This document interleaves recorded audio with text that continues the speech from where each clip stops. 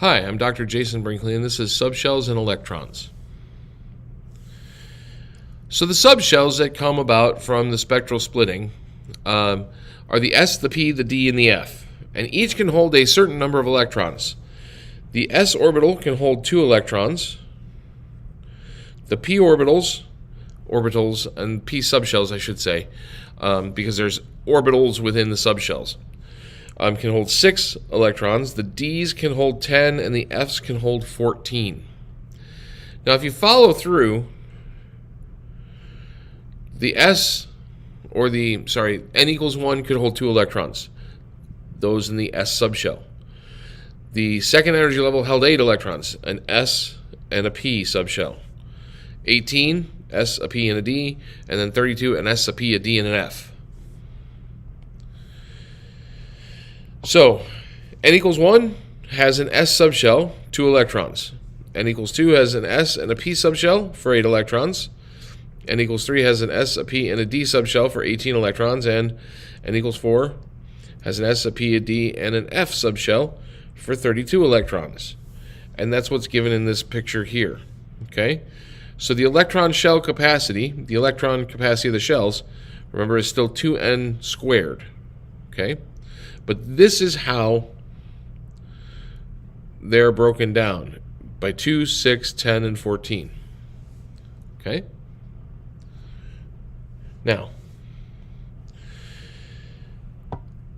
turns out that it's not so simple. That when we have electron-electron repulsion and electron-nuclear attraction going on, the energy level, or the energy of those subshells, actually splits into what is called it splits into it's not really called anything. It's just that the energy levels split. But what we use is called the Aufbau diagram.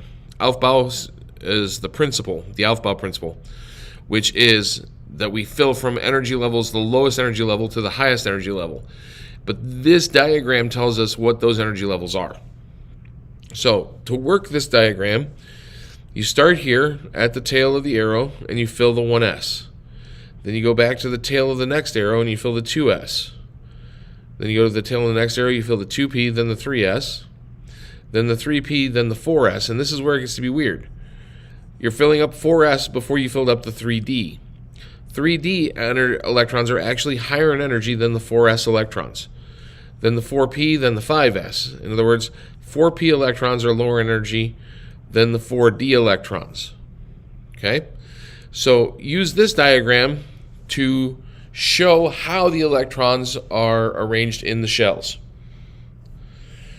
And that is what we call the electron configuration. Now this is a shorthand for the energy diagram. Okay? It tells the position of the electrons in each subshell. So here we have Sn, which has 50 electrons. Now we're going to use that Aufbau diagram that I showed you to do the electron filling. So the way this works is we fill up the 1s electrons first. So we write 1s, and then we use a superscript 2 to tell us how many electrons are in the 1s. After the 1s, we go to the 2s, and we can put 2 in the 2s. Then we have the 2p, and we can put 6 in there. After the 2p, we hit the 3s, and we can put 2 in the s, 2p to 3s to 3p, and we can put 6 electrons in there.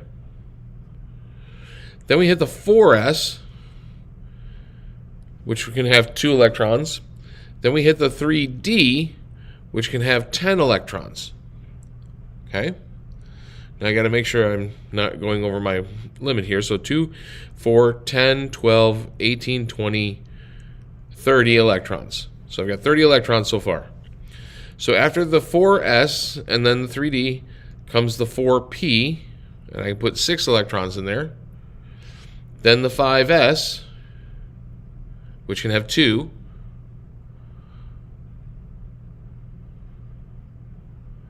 Then we hit the 4d, which can hold 10. Then we hit the 5p, which can hold 8, but I only need to hold, let's see, we've got 2, 4, 10, 12, 18, 20, 30, 38, 48. I only need 2 more electrons, so I'm going to put a 2 there. And this is the energy level diagram for tin. Let's do it for chromium with 24 electrons. Well, I can already see that I could just count up from the tin. So 1s2, 2s2, 2p6, 3s2, 3p6, 4s2, 3d. Now, how many do I need? I've got 2, 4, 10, 12, 18, 20. I need 4 electrons, so I can put a 4 in the 3d. But. This is a variation in how electrons are filled. It turns out that if I promote one of the 4s electrons to the 3d, it actually is 1s2, 2s2, 2p6, 3s2, 3p6, 4s1, 3d5. It is better to half fill these orbitals than to have a partially filled d orbital. Okay? This is what's known as Hund's rule. Okay? Or Hund's rule. So chromium does this, molybdenum does this, tungsten does this. Okay? And we're going to see that there's another one that does this as well. Now, we can shorthand that using a noble gas. So we show the core electrons given the noble gas preceding the element. So for tin, we had that 1s2, 2s2, 2p6, 3s2, 3p6, 4s2, 3d10, 4p6, 5s2, 4d10, 5p2. If I look at the noble gas prior to that, which is krypton, that is the electron configuration for krypton. So what's left over gets tacked onto the end of krypton. Okay? So that's how we do the noble gas shorthand. Now it turns out that the periodic table does a really good job for breaking this down. It breaks the table into subshells. So we have what is the S subshell in groups 1 and 2A. We have the P subshell, which is groups 3A through 8A. Then we have the D subshell, which is our transition metals, and the F subshell, which is our inner transitions or actinides and lanthanides. Now, you'll notice the S and the P take the period number, and that's fine. But D says the shell being filled is equal to the period number minus 1, and the shell being filled is equal to period number minus 2.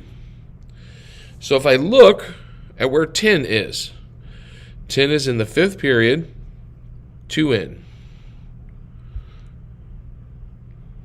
My electron configuration was 1 S2, 2 S2, S2, 2 P6, I'm going to write a 2 here, and a 1 S2, 2 P6, 3 S2, 3 P6, 4 S2. Here we have, it's in period 4, but this is where the 3Ds get filled. 3D10, 4P6, 5S2, 4D10, 5P2. So we can use that periodic table instead of the Aufbau rule, instead of the Aufbau principle. If we know the periods, the filling, orbital filling of it, and we know our blocks, our S block, our D block, our P block, and our F block, we can use the periodic table. So let's practice this with rubidium. Okay? Rubidium is in period 1, 2, 3, 4, 5. Rubidium. And sulfur is in period 3, right there. So rubidium, the noble gas prior to rubidium is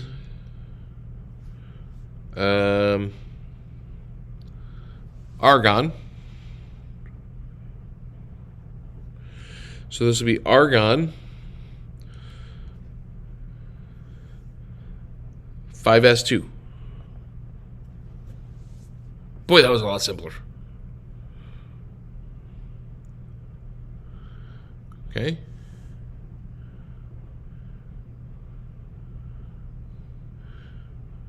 I think I did that one right. Helium, neon, argon, no. Krypton. Krypton. Kr.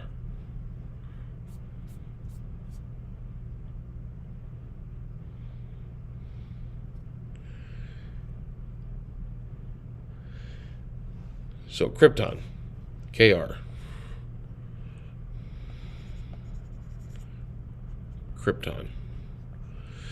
Sulfur is helium, neon, 3s2, so neon, 3s2, 3p1, 2, 3, 4, 3p4. Just for fun, let's do copper as well. So copper is argon. That's a krypton there. Argon, and copper is gallium, zinc, copper is right there. So that is argon, 4s2, 3d, 1, 2, 3, 4, 5, 6, 7, 8, 9. But this is another one of those Hund's rules. We're going to promote an electron, and what we get is actually argon 4s1 3d10. It is better to close out the period 3 subshell and half fill the 4s shell than it is to leave a partially filled 3D subshell. So that's another exception to this rule. So copper, silver, gold, all do this. Now you should test yourself in the book using 14 problems there. It's very important that you know how to do this. Okay, this is probably the most important thing that comes out of this chapter. So being able to do an electron configuration accurately is of utmost importance. So practice, practice, practice, practice. And if you need extra help, let me know. Otherwise, have a great week, and I'll see you on the flip side.